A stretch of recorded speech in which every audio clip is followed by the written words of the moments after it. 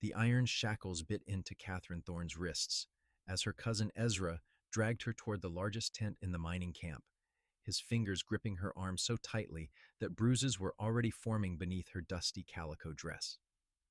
The year was 1877, and the mining camp outside Seattle, Washington Territory had sprung up like a festering wound on the landscape, filled with desperate men chasing gold and silver in the mountains, their eyes hollow with greed and their hearts hardened by isolation. Katherine had trusted Ezra when he'd offered to escort her west after her parents died of typhoid fever back in Missouri, never imagining that the cousin who'd played with her as a child would see her as nothing more than a commodity to be traded for the precious metal that consumed every thought in this lawless place. "Please, Ezra, you cannot do this," Katherine begged, her blue eyes filling with tears as she stumbled over the rocky ground. "We are family. Your mother and my father were siblings. How can you sell me like livestock?" Ezra's face was gaunt and covered in grime, his once kind brown eyes now glinting with the same madness she'd seen in the other miners. "Family doesn't put food on the table or gold in my pocket, cousin. You should have stayed back east where you belonged. Out here, a woman alone is worth her weight in gold, and I need gold more than I need a useless mouth to feed." The tent they approached belonged to a man named Silas Crow, the unofficial boss of the mining camp, who ran the saloon, the supply store, and controlled most of the decent claims. Katherine had heard whispers about him during the 3 days she'd been in camp, how he bought women from desperate men and put them to work serving drinks and providing other services to the miners. Her stomach churned with fear and disgust as Ezra pushed aside the canvas flap and shoved her inside. Silas Crow sat behind a makeshift desk constructed from wooden crates, counting gold dust on a scale. He was a thick-shouldered man in his 50s with a salt and pepper beard and cold gray eyes that assessed Katherine with the same detachment he might show a horse he was considering purchasing. "What have we here, Thompson?"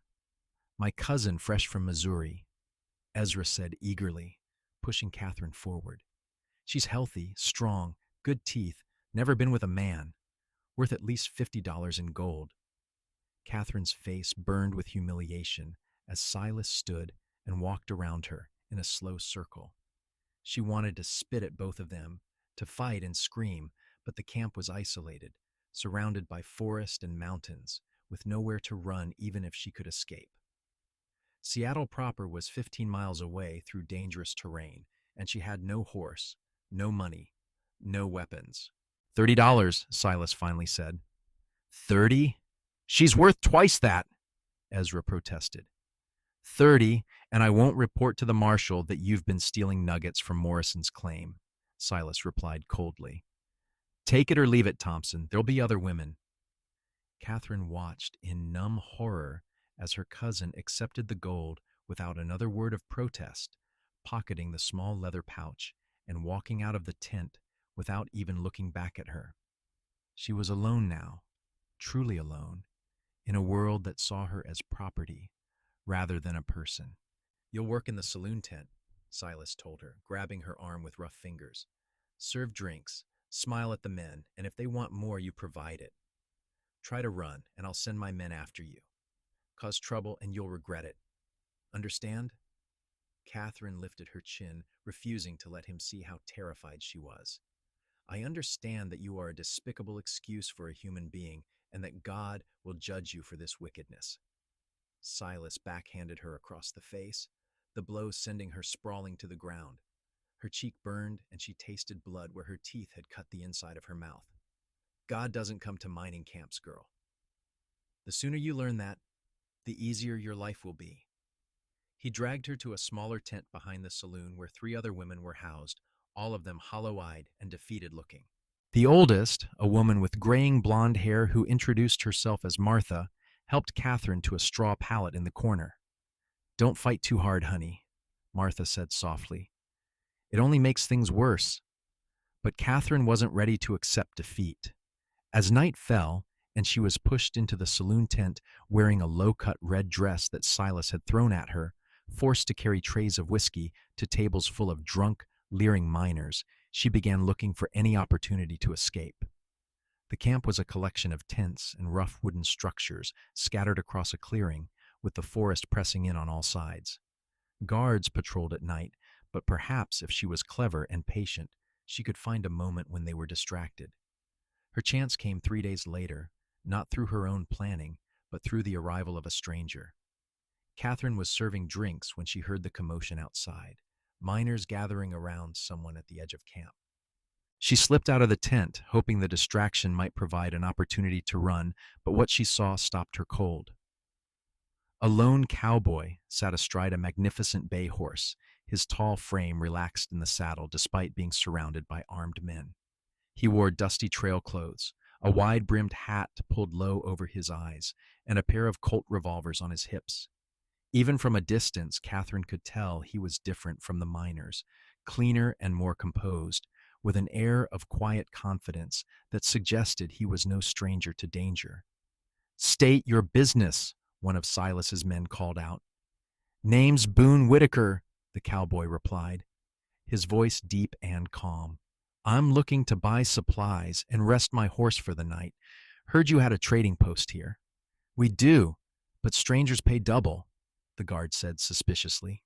Boone dismounted in one fluid motion, tall enough that he stood eye to eye with most of the miners, despite their elevated position on the slight slope. "Double's fine, long as the supplies are good and my horse gets proper care." Catherine found herself staring at him as he led his horse toward the supply tent, noting the way he moved with easy grace, alert but not aggressive. He was perhaps 26 or 27, with dark hair visible beneath his hat and strong, weather-tanned features. There was something about him that seemed solid and trustworthy, so different from the desperate, greedy men who surrounded her. Silas emerged from his tent, having heard about the newcomer. "Whitaker, you said? Don't recognize the name. You a prospector?" "Cattleman," Boone replied. "Been driving a herd north from Oregon to sell in Seattle. Finished the job and heading back down to California. This seemed like a shorter route than going back to the main road." "Cattleman, eh? Got money then." Silas's eyes gleamed with speculation. "You'll want whiskey and perhaps some companionship after a long drive. My saloon has both." Boone's green eyes swept the camp, lingering for a moment on Catherine before returning to Silas. "Just supplies and a place to rest my horse. I'll move on in the morning." "Suit yourself, but at least come have a drink while we prepare your order. On the house for a paying customer." Catherine's heart sank as Boone nodded and followed Silas toward the saloon tent. She was pushed back inside ahead of them, ordered to serve their table. As she approached with a bottle of whiskey and 2 glasses, she felt Boone's eyes on her, studying her face with an intensity that made her self-conscious. "You got a name, miss?" he asked quietly as she poured his drink. "Catherine," she whispered, not daring to say more with Silas sitting right there. "Pretty name for a pretty girl," Silas said with a proprietary tone that made Catherine's skin crawl. "She's one of my best workers. Came all the way from Missouri." Boone's jaw tightened almost imperceptibly. "Is that so? And does she work here by choice?" The question hung in the air like gunpowder waiting for a spark. Silas's expression hardened. "That's a strange question to ask, Whitaker." "Just making conversation," Boone said mildly, though his eyes never left Catherine's face. "You look like you'd rather be anywhere but here, miss." Catherine opened her mouth, torn between hope and fear, but Silas cut her off. "Catherine, go serve the other tables, now!" His voice held a warning she couldn't ignore. She fled to the far side of the tent, but kept watching the 2 men from the corner of her eye. They spoke in low tones for several minutes, Silas's body language becoming increasingly hostile while Boone remained relaxed but alert. Finally, Boone stood, tossed a coin on the table, and walked out. Catherine's brief hope died. He was leaving, just another passerby who'd move on without a second thought to the women trapped in this place. She should have known better than to expect help from a stranger. Yet as the evening wore on and the miners grew drunker and more aggressive, she found herself replaying those few moments of interaction, the way Boone had looked at her not as an object, but as a person worthy of respect. She was clearing glasses from an empty table when a hand grabbed her wrist, yanking her down onto a miner's lap. The man reeked of sweat and alcohol, his beard matted with bits of food. "You're going to be nice to me tonight, girlie," he slurred, his hands pawing at her. Katherine struggled, dropping the tray of glasses with a crash. "Let me go." "I paid good money for these drinks," the miner growled. "I deserve something extra." "The girl's not for sale tonight." A voice cut through the noise, cold and hard as steel. Katherine looked up to see Boone Whitaker standing in the entrance of the tent, his hand resting casually on the butt of his revolver. The entire saloon went silent, miners turning to stare at the cowboy who'd challenged one of their own. "This ain't your business, stranger," the miner said, but his grip on Katherine loosened slightly. "I'm making it my business," Boone said, walking forward with measured steps. "Let the lady go and there won't be trouble." Silas emerged from the back room, his face flushed with anger. "Whitaker, you're overstepping. This is my establishment, and what happens here is my concern, not yours." "How much?" Boone asked, his eyes still on Katherine. "What?" Silas blinked in confusion. "How much for her freedom? You paid for her, so there must be a price that would make you willing to let her go." Katherine's heart began to pound. He was trying to buy her freedom, this stranger who had no reason to care about her fate. The entire camp seemed to hold its breath, waiting for Silas's response. Silas's eyes narrowed with calculation. "She's worth at least $100 to me, maybe more. She brings in customers, and I could get good money if I decided to sell her services directly." "200," Boone said flatly. $200 in gold coin right now, and she walks out of here free and clear. No claims on her, no coming after her later. The sum was staggering. Katherine knew most miners worked for months to accumulate that much gold. What kind of cattleman carried such wealth? And more importantly, why would he spend it on her? Silas's greed warred with his pride. 300, and you can witness the exchange with whatever papers you want. "Done," Boone agreed without hesitation. 10 minutes later, Katherine stood outside the saloon tent in the cool night air, watching in disbelief as Boone counted out gold coins into Silas's greedy palm. True to his word, Boone had insisted on a written bill of sale that stated Katherine Thorne was freed from all obligations and could not be pursued or reclaimed.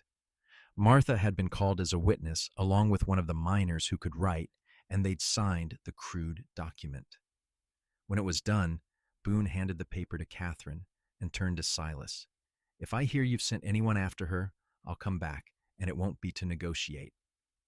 Silas pocketed the gold and shrugged. "A deal's a deal. She's yours now, Whitaker. Do what you want with her." "She's not mine," Boone said coldly. "She's free. That's what I paid for." He took Katherine's elbow gently, guiding her toward where his horse was tethered. Her legs felt weak, and her mind was spinning. "I don't understand," she managed to say. "Why would you do this?" "You don't even know me." Boone began checking his saddle, his movements efficient and practiced. "I know enough. I know you didn't want to be here, that you were being held against your will." "That's reason enough." "But $300 is just money," he interrupted quietly. "I sold a good herd for a fair price. I can afford to do what's right every now and then." Katherine felt tears welling up in her eyes, the first tears of relief rather than despair that she'd shed in days. "Thank you. I cannot express my gratitude properly. You have saved me from a fate worse than death." Boone looked at her then, really looked at her, and something passed between them in that moment, a connection neither could quite name. "Can you ride?" he asked. "Yes, I grew up on a farm. I can ride." "Good. We need to put distance between us and this camp before morning. I don't entirely trust Silas not to change his mind and send men after us." He swung into the saddle and offered her his hand, pulling her up to sit behind him. "Hold on tight. We've got a long ride ahead." Katherine wrapped her arms around his waist, feeling the solid strength of him, the steady beat of his heart through his shirt. As the horse began to move, carrying them away from the mining camp and into the dark forest. She allowed herself to believe that perhaps her nightmare was truly over. The moon was rising above the trees, casting silver light on the trail ahead, and for the first time since her parents died, Catherine felt something like hope stirring in her chest. They rode through the night, Boone guiding his horse with sure skill along trails Catherine couldn't even see in the darkness. He didn't speak except to occasionally ask if she was managing, and she held on, grateful for the silence and the distance growing between her and her captivity. Dawn was breaking over the mountains when Boone finally brought the horse to a stop beside a small creek that tumbled over rocks on its way down the slope. "We'll rest here for a bit," he said, dismounting and helping her down. "Let the horse drink and graze. You should drink too and wash up if you want."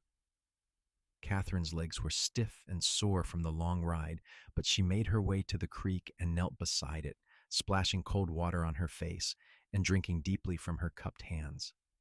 When she looked up, Boone was tending to his horse, speaking softly to the animal as he removed the saddle and checked its hooves.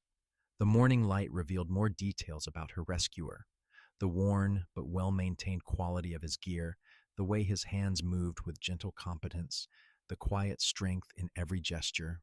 "Where are we going?" she asked finally. Boone straightened, his hat pushed back on his head. "I figured I'd take you to Seattle proper. It's a real town, has law and order, churches, respectable boarding houses. You could find work there, start over clean." "I have no money," Catherine admitted, shame coloring her voice. "My cousin took everything when he sold me. I cannot even pay for a room while I search for employment." "I'll stake you enough to get settled," Boone said, as if it were the most natural thing in the world. "Call it part of buying your freedom. Won't do much good to leave you penniless in a strange town." Catherine stared at him, trying to understand what manner of man would be so generous to a stranger. "Why are you doing this? And please do not tell me it is just the right thing to do. No one spends $300 plus more on someone they do not know without reason." Boone was silent for a long moment, staring at the creek. "My mother was sold by her brother to pay gambling debts when she was 17, he finally said, his voice rough, "to a rancher down in Texas who wanted a wife and didn't care whether she was willing. My father worked as a ranch hand there, saw how she was treated, and he couldn't stand it. He bought her freedom, married her proper, and they spent the rest of their lives together until she died of fever 5 years back." "I am so sorry," Catherine said softly. "Pa died last year," Boone continued. "Left me the ranch, but I couldn't stay there without them. Too many memories. So I sold out, took the cattle, and started moving around, working as a trail boss. When I saw you in that camp, saw the look in your eyes, it was like seeing my mother's story all over again. I couldn't ride away and leave you there." Catherine felt her heart constrict with emotion. "Your parents sound like they were wonderful people. They raised a good son." Boone's lips curved in a slight smile, the first she'd seen from him. "They tried. Come on, we should eat something before we move on. I've got salt pork and biscuits in my pack." They shared a simple meal beside the creek as the sun climbed higher in the sky. Catherine learned that Boone was 27, that he'd grown up on a ranch in Central California, and that he was trying to figure out what to do with his life now that his parents were gone and his childhood home was sold. He asked her questions too, drawing out her story, how her parents had died within days of each other, how Ezra had seemed kind at first, offering to take her west where opportunities were better, and how the kindness had been a mask for greed. "Do you have other family back east?" Boone asked. Catherine shook her head. "My parents were older when they had me. Most of my relatives are dead or scattered. Ezra was the only one who offered to help." The bitterness in her voice was sharp. "I should have been more suspicious of his motives." "You trusted family. That's not a fault." Boone stood and began saddling his horse again. "We should keep moving. Another few hours and we'll reach Seattle." This time when they rode, Catherine felt less like cargo being transported and more like a companion. She was hyper-aware of every point of contact between them, the way his back felt against her chest, the strength in his body as he controlled the horse. Questions swirled in her mind about what would happen when they reached Seattle, whether she would ever see him again after he left her at a boarding house, and why the thought of never seeing him again created such an unexpected ache in her chest. Seattle was larger than Catherine had imagined, a bustling waterfront town filled with ships and sawmills, hotels and shops, muddy streets crowded with people of every description. Boone guided his horse through the chaos with easy confidence, finally stopping in front of a neat two-story building with a sign that read, Ashford House for Respectable Women. Mrs. Ashford runs a clean boarding house, Boone said, helping Catherine dismount. She's particular about her tenants, but fair. I'll vouch for you. They were greeted by a stern-looking woman in her 60s with silver hair pulled into a tight bun and sharp blue eyes that missed nothing. Boone explained the situation with careful vagueness, saying only that Catherine was new to the territory and needed lodging while she found employment. Mrs. Ashford looked Catherine over critically, taking in her disheveled appearance and borrowed clothes, but something in the older woman's expression softened. I have a small room on the second floor, she said. $5 a week, meals included. You'll be expected to help with chores and maintain proper behavior. No gentlemen callers in your room. No drinking. Church attendance on Sundays. That sounds wonderful, Catherine said gratefully. Boone paid for 2 weeks in advance, over Catherine's protests, and added enough for Catherine to buy new clothes and necessities. When Mrs. Ashford excused herself to prepare the room, Catherine turned to Boone, feeling the weight of goodbye pressing down on her. I do not know how I will ever repay you, she said, tears threatening again. You have given me my life back. You don't owe me anything, Boone replied, his green eyes intense. Just promise me you'll make a good life here. Find work you enjoy, make friends, be happy. That's all the repayment I need. Will you stay in Seattle? The question came out more desperate than Catherine intended. Boone hesitated, and she saw conflict in his face. I plan to head south in a day or two. Got word there's work in Portland. Of course, Catherine said quickly, trying to hide her disappointment. You have your own life to live. I should not presume. Catherine, he said, and the way he spoke her name sent warmth through her entire body. I need to ask you something, and I want you to answer honestly. If you weren't grateful to me, if we'd met under different circumstances, would you want me to stay? Catherine's breath caught. She barely knew this man, yet the thought of him riding away felt unbearable. Yes, she admitted. I know it is foolish and improper, but yes, I would want you to stay. A slow smile spread across Boone's face, transforming his serious features into something almost boyish. Then I'll stay, at least for a while. Seattle's got cattle ranches in the outlying areas. I could find work, see if I like the territory. You would do that? Catherine could barely believe what she was hearing. I pulled you out of one bad situation, Boone said, reaching out to gently touch her cheek where the bruise from Silas's blow was fading. I'm not about to leave you alone in a strange city before you're properly settled.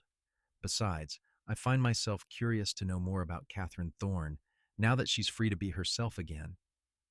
Mrs. Ashford returned then, breaking the spell of the moment, but as Catherine followed the older woman upstairs to see her room, she couldn't stop smiling. Boone had said he would stay. It was more than she'd dared to hope for. The room was small but clean, with a narrow bed, a washstand, and a window that looked out over the street. Mrs. Ashford left her with clean towels and the information that supper was served at 6 o'clock sharp.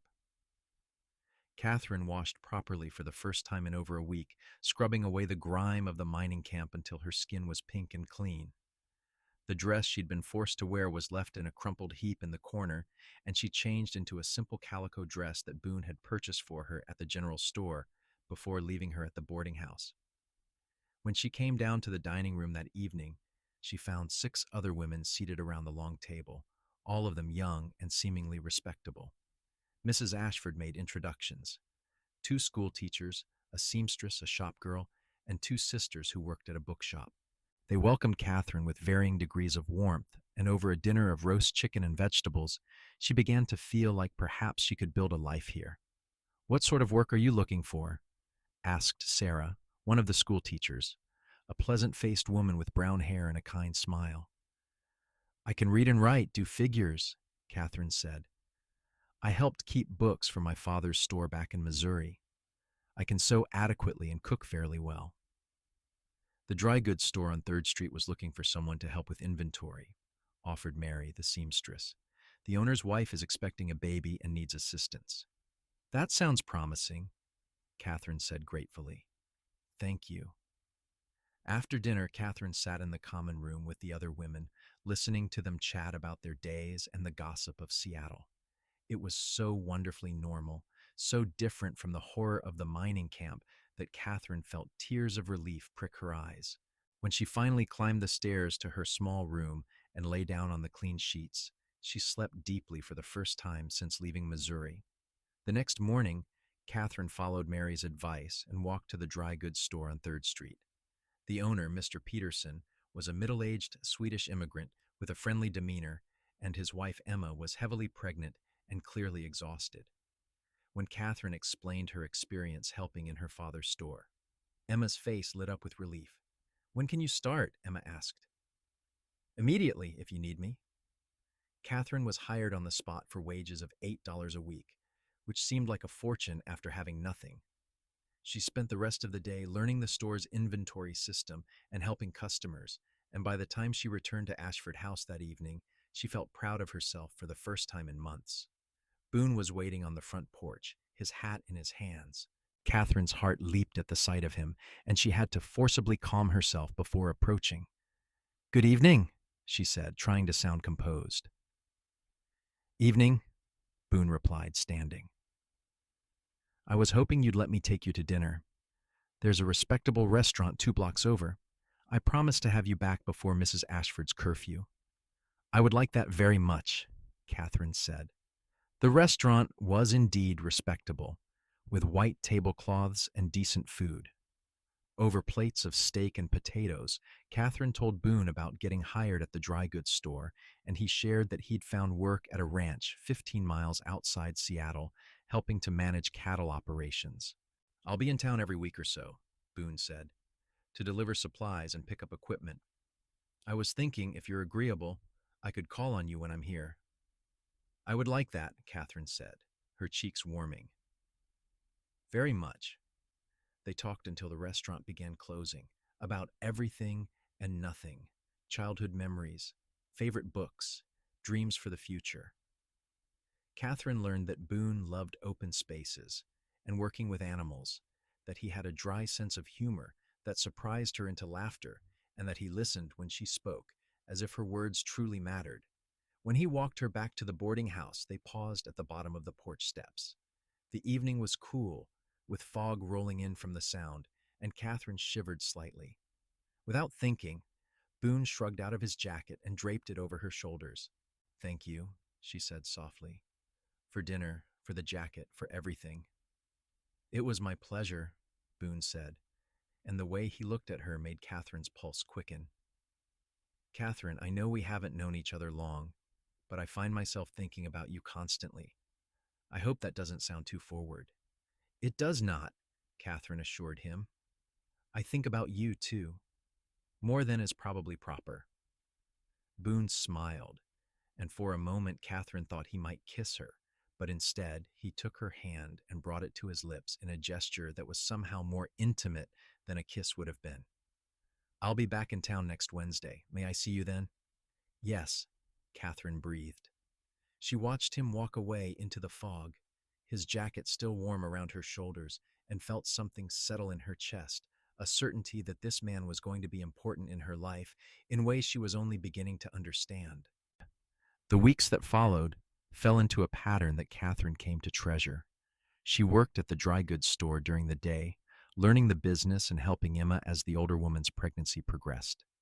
In the evenings, she spent time with the other women at Ashford House, slowly building friendships.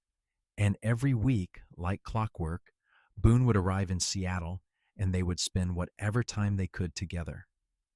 They walked along the waterfront, watching ships come and go. They attended a concert at the town hall. They shared meals and conversation, learning each other's thoughts and dreams.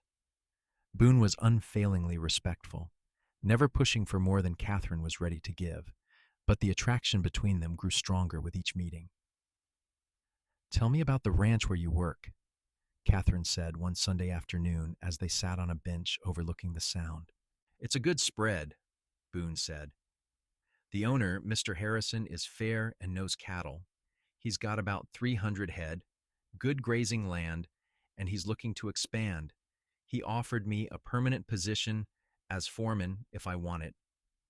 "That sounds like an excellent opportunity," Katherine said, though her heart sank at the thought of him being tied to a place 15 miles away. "It is," Boone agreed. "But I'd be making enough to eventually buy my own land, start my own operation." He turned to look at her, his expression serious. "Katherine, I need to know something. These past months, getting to know you, it's been the happiest I've been since my parents passed. But I don't want to presume anything. If you see me only as a friend, as the man who helped you when you needed it, I need to know that now." Katherine's breath caught. "You are not just a friend to me, Boone. You have not been just a friend for quite some time." Relief and joy flooded Boone's face. "Then I need to ask you properly. Katherine Thorne, may I court you, with the intention of one day asking for your hand in marriage?" Katherine felt tears of happiness spring to her eyes. "Yes, 1,000 times yes." Boone pulled her into his arms then, holding her close, and Katherine felt safe and cherished in a way she'd never experienced before. When he finally kissed her, gentle and sweet, it felt like coming home. Their courtship continued through the fall and into winter, growing deeper and more serious with each passing week. Boone was a man of his word in every way, treating Katherine with respect while making his feelings abundantly clear. He met Mrs. Ashford's strict standards for proper courting behavior, always having Katherine back before curfew, never being alone with her in inappropriate situations. But the time they did spend together crackled with tension and longing.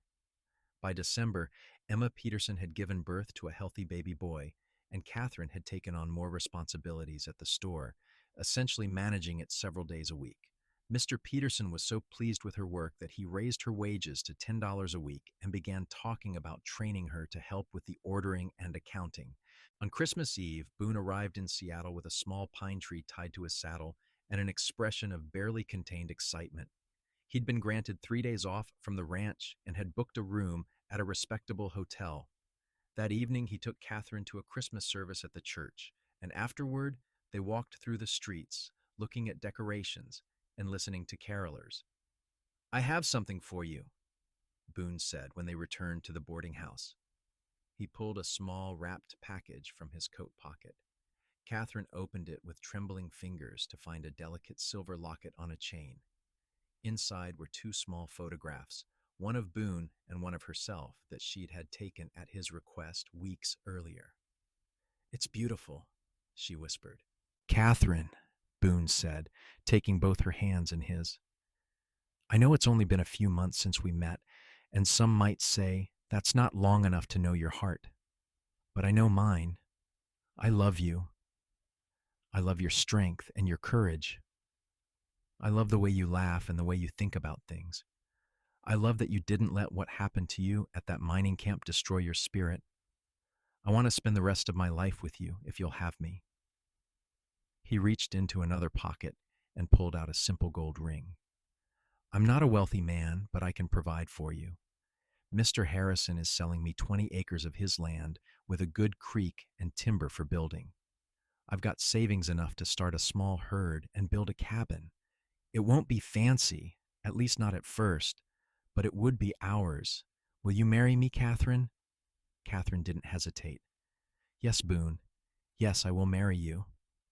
He slid the ring onto her finger and kissed her with a passion that made her knees weak. When they finally broke apart, both breathing hard, Boone rested his forehead against hers. "I want to do this right," he said. "Proper wedding, proper marriage. I'll build the cabin first. Get everything ready. Would you be willing to wait until spring?" I would wait forever for you, Catherine said honestly. But spring sounds perfect. They spent Christmas Day with Mrs. Ashford and the other boarders, announcing their engagement to general excitement and congratulations. The next day, Boone took Catherine out to see the land he'd purchased, riding together on his horse through winter bare forests until they reached a beautiful clearing with a creek running through it and mountains visible in the distance. I'll put the cabin there, Boone said, pointing to a slight rise, with windows facing south for light and warmth. There's good timber all around for building, and the creek never runs dry. We can run cattle on this land and maybe expand in a few years if things go well. Catherine could see it all in her mind.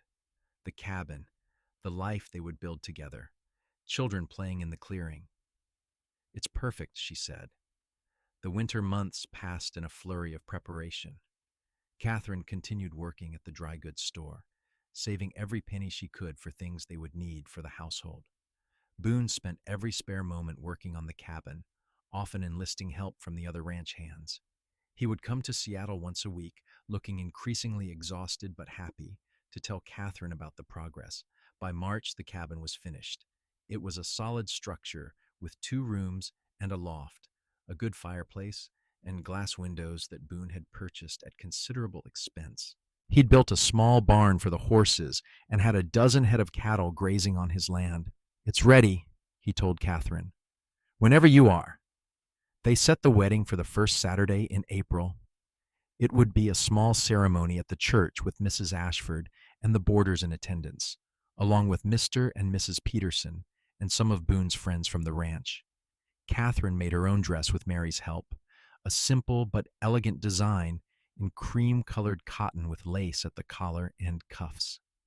The night before the wedding, Catherine lay in her narrow bed at Ashford House for the last time, thinking about how much her life had changed in the past year. She'd been sold like property, rescued by a stranger, and found love in the most unexpected way. Tomorrow she would become Mrs. Boone Whitaker, would leave the safety of this boarding house for a new life on a ranch, and the thought filled her with more excitement than fear. The wedding day dawned bright and clear, an unseasonably warm spring morning with apple trees in bloom and birds singing.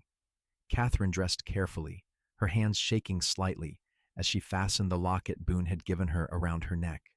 Sarah helped arrange her hair, weaving in small white flowers that Mary had gathered that morning. You look beautiful, Sarah said, her eyes misty. Boone is a lucky man. I am the lucky one, Catherine replied. The church was small and filled with sunlight streaming through the windows. Catherine walked down the aisle without anyone to give her away, but she didn't feel alone. The women from Ashford House lined one side of the church, smiling and dabbing at their eyes with handkerchiefs. Mr. and Mrs. Peterson sat with baby James, and at the front, waiting beside the minister, stood Boone. He was dressed in a new suit, his dark hair neatly combed, his eyes locked on Catherine as if she were the only person in the world. When she reached him and placed her hand in his, he squeezed it gently, and she saw tears shining in his eyes. The ceremony was simple and heartfelt. They spoke their vows clearly, promising to love and honor each other through all the days of their lives. When the minister pronounced them husband and wife and invited Boone to kiss his bride, the kiss was chaste but full of promise, and the small congregation burst into applause. The celebration afterward was held at a restaurant Boone had rented for the afternoon. There was food and cake and toasts wishing them happiness. Emma Peterson pulled Catherine aside at one point and pressed a package into her hands. For your new home, Emma said. You've been such a help to us. We'll miss you terribly, but we're so happy for you. Catherine hugged her, grateful beyond words for the kindness she'd been shown. As the sun began to set, Boone helped Catherine onto his horse, and they rode out of Seattle together as husband and wife. The journey to their land took 2 hours, and by the time they arrived, stars were appearing in the darkening sky. Boone dismounted first, and then lifted Catherine down, holding her close for a long moment. Welcome home, Mrs. Whitaker, he said softly. He'd prepared everything beautifully. Lanterns were lit inside the cabin, giving it a warm glow. There was food waiting, simple but sufficient, The bed was made with new quilts. Flowers in a jar sat on the table. Boone, it's wonderful, Katherine said, looking around at what would be her home. They ate a light supper, both of them nervous and excited in equal measure. Katherine had a basic understanding of what happened between husbands and wives on their wedding night, though the particulars were vague. But she trusted Boone completely, and when he took her hand and led her to the bed, she went willingly. Boone was gentle and patient, taking his time, making sure Katherine was comfortable and ready for each step. There was awkwardness, as there always is with new lovers, but there was also tenderness and passion. When they finally came together completely, Katherine understood for the first time what it meant to be truly united with another person, body and soul. Afterward, they lay tangled together in the quilts, Boone's arms around Katherine, her head resting on his chest where she could hear his heartbeat. "I love you," she whispered into the darkness. "I love you too," Boone replied, kissing the top of her head. "Always will, until my last breath." Katherine smiled, feeling happier and more content than she'd ever imagined possible. She'd survived betrayal and captivity, had been bought and freed, and had found love with a man who valued her for exactly who she was. Whatever challenges lay ahead, they would face them together. The first year of marriage was filled with hard work and simple joys. Katherine discovered she loved ranch life, the rhythm of the days and the satisfaction of building something with her own hands. She planted a garden, tended chickens that Boone bought for her, and learned to help with the cattle when needed. Boone worked from dawn to dusk, but he always made time for Katherine, and their evenings together were precious. They visited Seattle once a month so Katherine could maintain her friendships and attend church. On one such visit in the fall, they ran into a familiar face on the street that made Katherine freeze. It was Ezra, her cousin, looking even more haggard than the last time she'd seen him. He recognized her at the same moment, his eyes widening. "Katherine, is that you?" Boone's hand went immediately to Katherine's elbow, protective and ready to intervene if needed. "Ezra," Katherine said coldly. Her cousin looked between them, taking in Katherine's good dress and healthy appearance, the way Boone stood close to her, the gold ring on her finger. "You look well," he said, almost accusingly. "I heard a cowboy bought you from Silas." "Bought my freedom," Katherine corrected, "and then married me properly and legally. This is my husband, Boone Whitaker." Ezra had the grace to look ashamed. "Katherine, I am sorry for what I did. I was desperate, half mad with gold fever. I know that's no excuse, but I want you to know I've regretted it every day since." "Your regret does not undo what you did," Katherine said, her voice shaking with suppressed emotion. "You sold me like livestock. You betrayed family and decency and everything good in this world." "I know," Ezra said miserably. "I have nothing now. The mining camp went bust, and I spent everything I had chasing claims that never paid out. I came to Seattle hoping to find work." Katherine felt Boone's questioning glance and knew he was wondering what she wanted to do. Part of her wanted to walk away, to let Ezra suffer the consequences of his choices.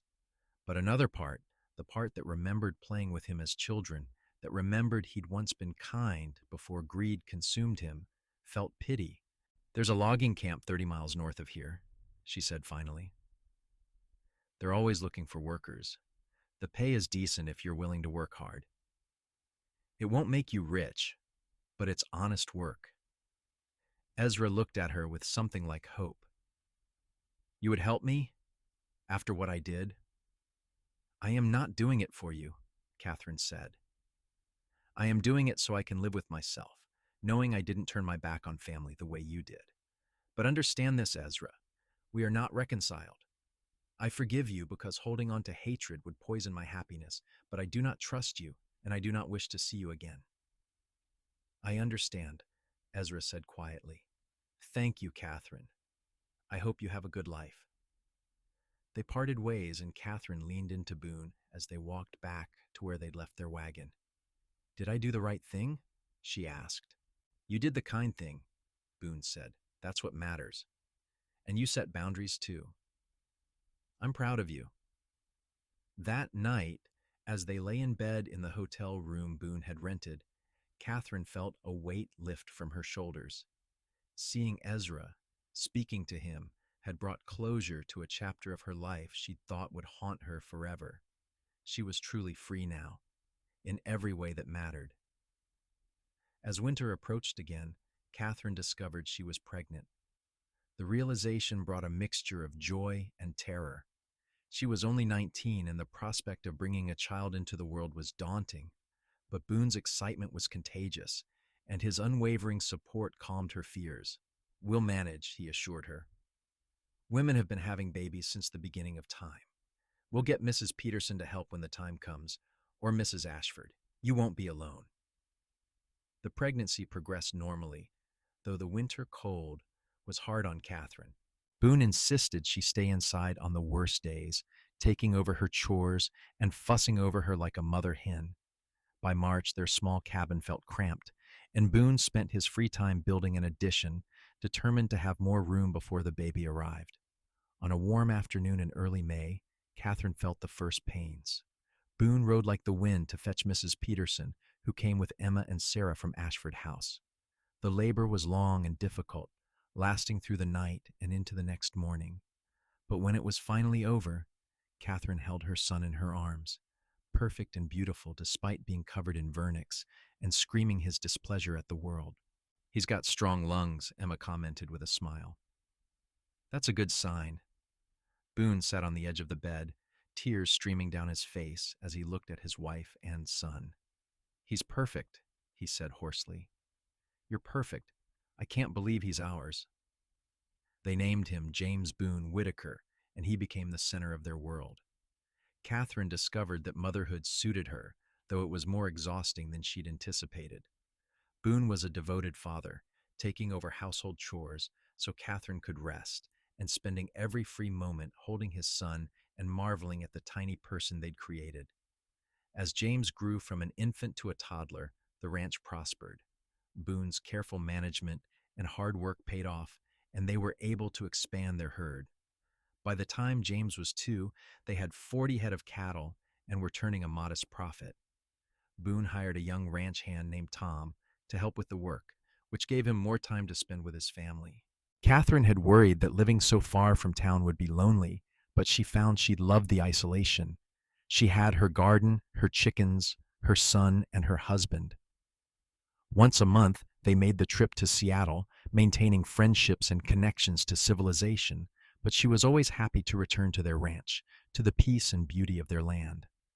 When James was 3, Catherine discovered she was pregnant again. This time the pregnancy was easier, perhaps because she knew what to expect. Their daughter was born on a crisp autumn morning, coming into the world much faster than her brother had, with less fuss and more efficiency. "She's a Whitaker through and through," Boone said with pride as he held his daughter for the first time. "Knows how to get things done quick." They named her Emma Sarah, after the 2 women who'd been most helpful to Catherine when she'd first arrived in Seattle. Little Emma was a calm baby, content to watch the world with wide blue eyes that reminded Catherine of her mother's.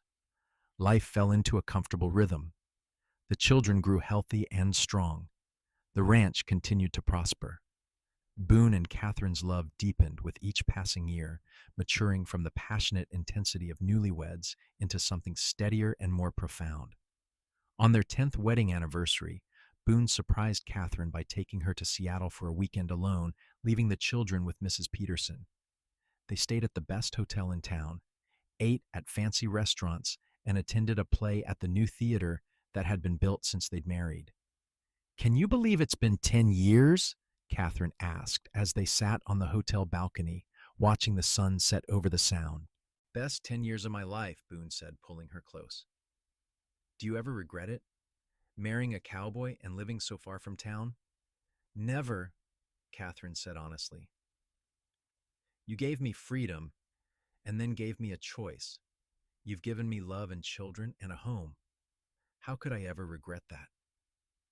They made love that night with the practiced ease of longtime partners who knew every way to please each other, and Catherine felt grateful for the unexpected path her life had taken. By the time James was 15 and Emma was 12, the ranch had grown to 200 acres with over 100 head of cattle. They'd added sheep as well, which Emma took particular interest in managing. James was already talking about expanding into horse breeding, showing the same business sense his father had. One evening in late summer, as the family sat on the porch watching the sunset, James brought up a question that had been on his mind. Ma, I heard someone in town say that Grandpa Boone bought you from a mining camp. Is that true?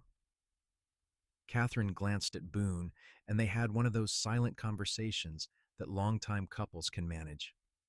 They'd known this day would come, when their children would learn the full story of how their parents had met. It's true, Catherine said carefully. When I was 18, my cousin betrayed me and sold me to a terrible man at a mining camp. Your father saw what was happening and bought my freedom. He saved my life. That's horrible, Emma said, her young face troubled. How could your cousin do that? Greed makes people do terrible things, Catherine said.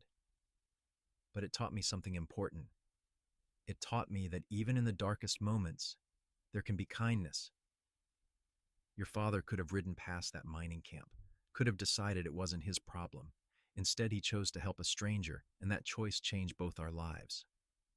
I'm glad he helped you, James said seriously. Otherwise, we wouldn't be here. The best decision I ever made, Boone said, reaching over to take Catherine's hand. Your mother is the strongest, bravest woman I know. What happened to her could have broken her spirit, but it didn't. She survived and built a beautiful life. Not just for herself, but for all of us. Catherine felt tears prick her eyes at the love and pride in Boone's voice. She looked at her children, both of them growing into fine young people, and at the ranch spread out before them, and at her husband whose hand was warm and solid in hers, and she felt overwhelmed with gratitude for the life they'd built together. As the years continued to pass, the ranch became known throughout the territory as one of the most successful small operations. Boone's reputation for fair dealing and quality livestock meant they never lacked for buyers. James married a local girl when he was 21, bringing her to live at the ranch and start a family of his own. Emma married at 19 to a young veterinarian who set up practice in Seattle, but she visited often, always eager to check on her beloved sheep. Catherine and Boone became grandparents, watching with joy as their children had children of their own. They grew older together, Boone's dark hair turning silver, Catherine's face gaining laugh lines from years of smiling. Their love never faded, but rather grew richer, seasoned by shared experiences and weathered by the storms they'd faced together. On their 30th anniversary, Boone took Catherine back to the creek where he'd first told her he was staying in Seattle, the place where they had had one of their earliest real conversations. They sat on the same bench, now weathered and old like themselves, and looked out at the water. I've been thinking, Boone said, about that day at the mining camp when I first saw you. I believe it was meant to be. I believe every choice I made in my life led me to that moment so I could find you. I believe that too, Catherine said, leaning her head on his shoulder. All the pain and fear I went through, it led me to you. And I would go through it all again if I knew you'd be waiting at the end. You shouldn't have had to go through it at all, Boone said fiercely. You deserved better. I got better, Catherine said softly. I got you. They sat in comfortable silence, watching the water and remembering. Catherine thought about the frightened 18-year-old girl she'd been, dragged to a mining camp and sold like property. That girl had felt hopeless and alone, certain her life was over. She could never have imagined that her rescue would come in the form of a quiet cowboy with green eyes and a generous heart, or that from that terrible beginning would grow a love story that would span decades. As they grew even older, into their 60s and beyond, Catherine and Boone began to slow down. James took over most of the ranch operations, though Boone still went out to check on the cattle most days, unable to fully retire from the work he loved. Catherine spent her time with her grandchildren, teaching them to read and garden, telling them stories about the old days. Sometimes visitors from the east would come through, people who'd heard about the successful ranch and wanted to know the secret of the Whitakers' prosperity. Boone would always credit hard work and good land, but Katherine knew the real secret. It was love. Love had built this place. Love had sustained them through hard times, and love would be their legacy long after they were gone. When Katherine was 68 years old, Emma organized a big family reunion at the ranch. All their children and grandchildren came, and even some great-grandchildren. They roasted a pig and had a dance, and Katherine and Boone stood in the middle of the celebration, surrounded by the family they'd created, by the proof that love could triumph over even the worst circumstances. "What do you think?" Boone asked Katherine as they watched their youngest great-grandchild toddle across the grass. "Did we do all right?" Katherine looked around at the ranch, at the children and grandchildren, at the life they'd built from nothing more than courage and love. "We did more than all right," she said. "We did something extraordinary." They lived well into their 70s, blessed with good health and clear minds. Boone passed first, on a spring morning, very much like the one when Emma had been born. He'd gone out to check on a new calf and simply didn't come back. James found him sitting against a fence post, his face peaceful, as if he'd just decided to rest for a moment, and slipped away. Katherine grieved deeply, but without bitterness. They'd had 48 years together, which was more than many couples could hope for. At his funeral, she stood strong and spoke about the man he'd been, brave and kind, principled and loving, a man who'd seen someone in need and hadn't hesitated to help. "He saved me twice," she told the gathering. "Once when he bought my freedom, and once when he loved me. He taught me that goodness exists in this world, even in the darkest places, and that courage means standing up for what's right, even when it costs you something." Katherine lived another 3 years after Boone's passing, surrounded by family and comfort, but always missing her partner. She passed peacefully in her sleep at age 75, and they buried her next to Boone on the hillside, overlooking their land, the place they'd chosen together years before. On her headstone, James inscribed the words his mother had once said were the most important in her life. She was bought with gold, but paid for with love. The ranch continued to prosper under James's management, and then under his children's management, and on down through the generations. The story of how Katherine and Boone met became family legend, told and retold around dinner tables and campfires. It was a story about the worst of humanity and the best of it, about betrayal and redemption, about the power of one person's choice to do the right thing to change the course of multiple lives. Years after Katherine's death, one of her great-great-granddaughters would write a book about her story, ensuring that Katherine Thorne Whitaker would not be forgotten. The book told the truth unflinchingly about the mining camp, about being sold, about the terror and degradation. But it also told about Boone, about his courage and kindness, and about the love that had grown between two people who'd met under the worst possible circumstances. The book became popular throughout the West, and people would sometimes visit the ranch to see where Katherine and Boone had lived. They'd stand at the fence line and look at the land, trying to imagine what it must have been like in those early days when it was just two people and a dream.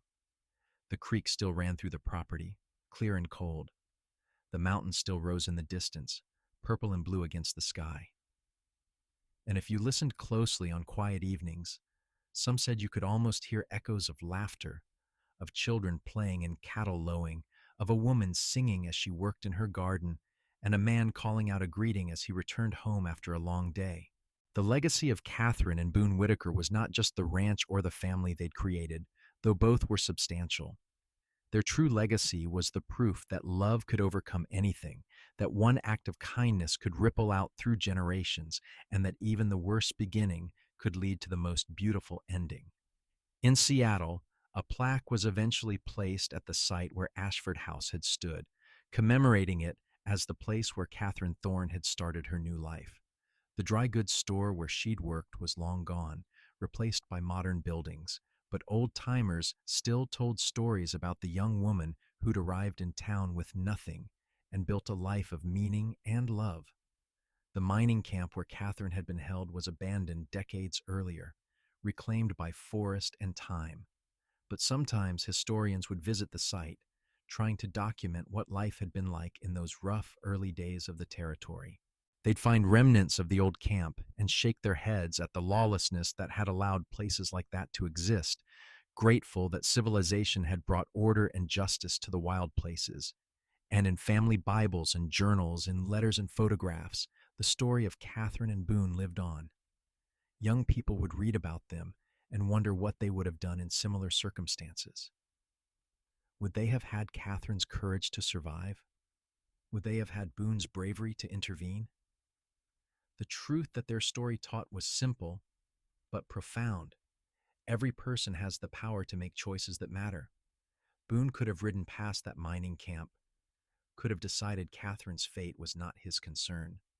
Catherine could have let bitterness and trauma destroy her capacity for love and trust, but both of them had chosen differently, and those choices had created a love story that would inspire people for generations to come.